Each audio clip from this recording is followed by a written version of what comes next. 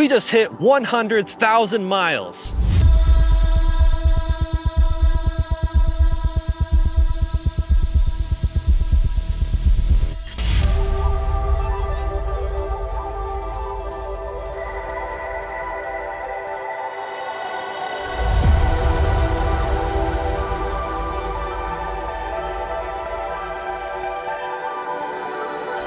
That's roughly 4 times the distance around the world. Does that worry me? No. It's exciting. It's a new chapter in the life with Ghosty Miata. We hit this epic milestone last weekend with a bunch of friends, a bunch of Miatas, driving up over 12,000 feet elevation, which is exactly where I hit 100,000 miles. Woo! Beep, beep, beep, beep. Just drive. At least that's what I tell myself. A drive in this thing is a perfect fix to a bad day, or a perfect start to a new day. If I think, oh, I want to go see some friends in California, I'll just drive. Sure, I still check the basics like torqued lug nuts and tire pressures and fluids, but this thing just works. I would just drive it to Alaska tomorrow. Actually.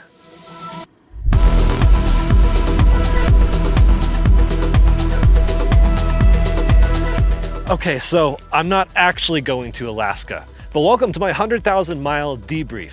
That's right, I've had this car, Ghosty Miata, for over 4 years, 100,000 miles. For my friends using a proper metric system, that's 160,000 kilometers of bliss.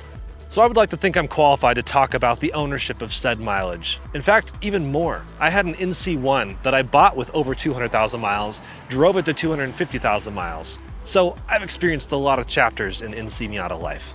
And now I own this one. Maybe you want to know if you should own a Miata with 100,000 miles. Well, watch this. You may appreciate my conclusion. So this is about my experience, what I've learned, and what you should know if you want to follow suit. We'll talk about maintenance, mishaps, modifications, and mayhem that I have experienced along the way. So, how has it all been? How do I feel? Dude, how do you feel? Maintenance. There's a myth that fun cars are expensive to operate and maintain.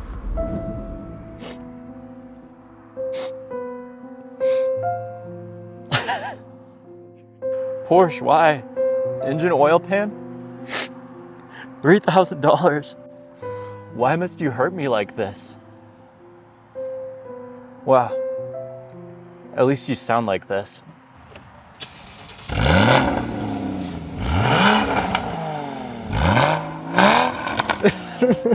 It is too quiet, isn't it? Seriously though, this thing is cheap to maintain. Literally nothing but preventative maintenance, with an asterisk. It's just oil changes every 5,000 miles. I do fully synthetic, and then transmission and differential fluid, those should be about 30,000 miles.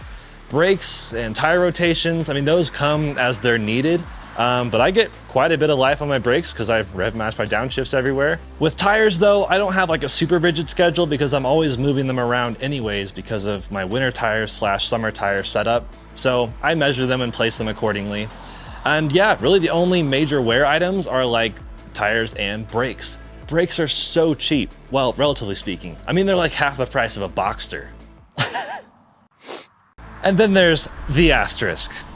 Yeah, which basically is the coolant expansion tank and the suspension, the factory coils, especially the Bilsteins. The Bilsteins are actually known to leak like after 70,000 miles or so, and they're not even that great to begin with. So don't buy the suspension package just for the Bilsteins.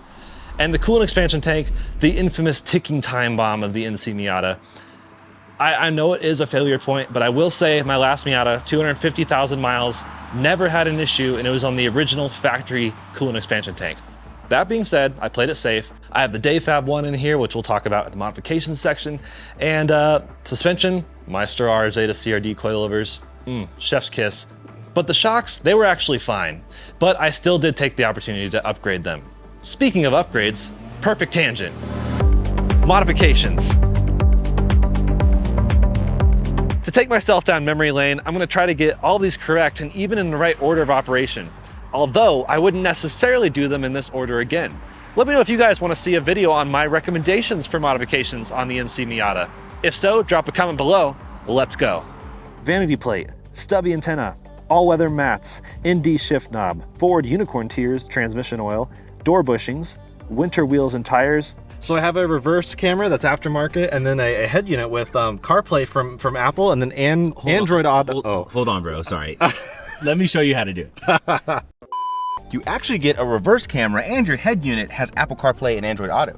Muffler, dash camera, gauge faces, wrapped black badges, wrapped windshield surround and hood, spoiler also wrapped, coilovers, wheels and tires, spacers with 3mm on the rear, short shifter, another shift knob, suede shift and e-brake boots, RX-8 wiper stock, LED lights all around except for those factory HIDs, they stayed, interior ambient lighting, phone mount, coolant expansion tank, engine cover, battery cover, fuse box cover, brake calipers painted red, slotted brake rotors, stainless steel brake lines, hydraulic hood lift kit, hella horns, luggage set, header, dash trim wrapped suede, K&N intake, tune, smart flasher, another shift knob, switchback DRL turn signals. Wow, so that's a lot. Nearly all of those have their own videos though, explaining what they are, how I did them, how I feel about them, and they're all in a linked list below. And that even tells you where I got them. So check that out. Again, let me know if you want to see anything specific. I could do like a top 5 mod list or a worst 5. I mean, there's so many things left to be done in this car, so I'm all ears. Do I regret any of these? Honestly, not really. It's been awesome that I've been able to do it all myself, well, with the help of friends most of the time. And it's been cool to see incrementally, piece by piece, how this whole magnificent puzzle has come together. Whether it's cosmetic or performance, they've all played a crucial role in making it better than before. I love that I could revert it back to stock if I wanted to, but it's been cool to take it from stock to nowhere near stock. Sure, the fogged reflector housings could have been better, the red brake calipers could have been a bit cleaner, but it's a rough DIY project. We'll gloss over that. But again, so much more to come. And if there's anything you want to see specifically, leave a comment down below. And while you're down there, just like and subscribe if you find any value in this. And genuinely stay tuned because there's so much more to come. So many more modifications, but also so much more mayhem. So much mayhem, so many epic adventures. Daily driving, winter driving, gravel, tarmac, racetrack, grass, off-road. I mean, this thing goes anywhere, this thing goes everywhere. I've taken it across 35 states, coast to coast, up mountains, over the plains, through cities. It just does it, and I love every minute of it. So I have many inspirations in this arena. You may have heard of Brian, my friend Brian's Questionable Decisions. Yeah, he takes his crazy 80s Ferrari everywhere. I mean, he drove it up to the north coast of Alaska, and he does it in an 80s Ferrari. It's awesome to see the adventures he's been on, and that's definitely been inspiration to some of the adventures I've been on. We both bought our cars about the same time, and we've driven them just kind of wherever we wanted, which is pretty awesome. But he's doing it, yeah, in an 80s Ferrari. I was driving his car up to Fort Collins through Boulder, and I broke down in the middle of Boulder. Old Italian cars are scary. Dude, new Italian cars are scary. Facts. And then there's my friend Brock, AKA 996 Road Trip. He takes his 996 Porsche everywhere.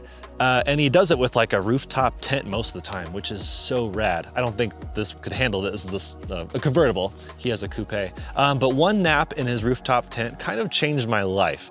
I realized, wow, I really do like this life.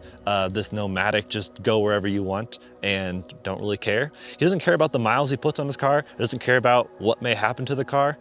And I think I feel that ethos. It's the whole factor of taking this anywhere, not really worrying about the little rock chips and the inevitable pits in the glass. Those things happen, but they're not going to prevent me from living life with my Miata. When I think about the last 100,000 miles living alongside this thing, I just get excited. Like, what have I not uncovered yet? What trips are left in the bag? What people have I not yet met? What is next? This is probably a good time to talk about the cosmetic condition of the car, because a lot of times mayhem determines condition. All in all, after 12 years and 100,000 miles, this car still is a looker. I mean, it's not like perfect paint. It's called a 5-foot paint job, maybe 15-foot paint job. But it does still get a lot of compliments, people saying it's in great condition. And I have to agree. I try to keep it that way. I do take care of it, even though I daily drive it through chaos and mayhem. There's a front bumper damage that the initial dealer did when they installed the front plate, which is really sad because that means it was there since day one. They used screws that were too long and they pierced the front bumper. Whatever, it happens, but it shouldn't. And there's a door ding on the passenger side. That hurt. That was the first thing that happened the day after I bought it. There's a scrape on the front fender from when I was backing into the garage. That was rough. But everything else is pretty clean. Little bit scratches here and there, little dings here and there, probably other door dings. Chips in the paint, chips in the windshield. These are just things that happen when you live with your car. But as my friend Christian always says, It's all part of it.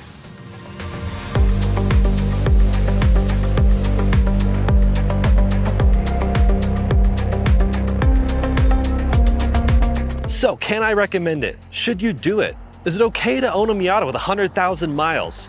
Honestly, yes. I mean, that's my clearly biased opinion, but I've driven hundreds of cars and interacted with so many different viewpoints and owners. I think it's fair to say I can see through some of the bias. It's simply fun, and I just don't worry about it. Maintenance is simple, reliability is strong, and parts are cheap. I see why the Miata is popular. It's not blind optimism. It's not foolish determination. It's just Miata is always the answer. Don't tell me you didn't see that coming. I just need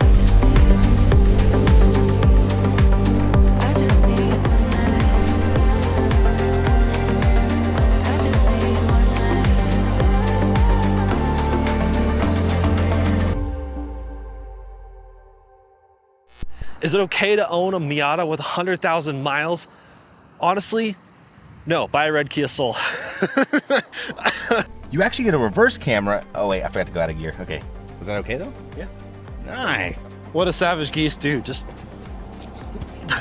What am I? Sorry, you just weeping? Okay. why is this so hard? Why are all the other ones so easy? Who scripted this? ChatGPT? Okay, so Kyle Connor thumbnail, right? Doug DeMuro video intro, right?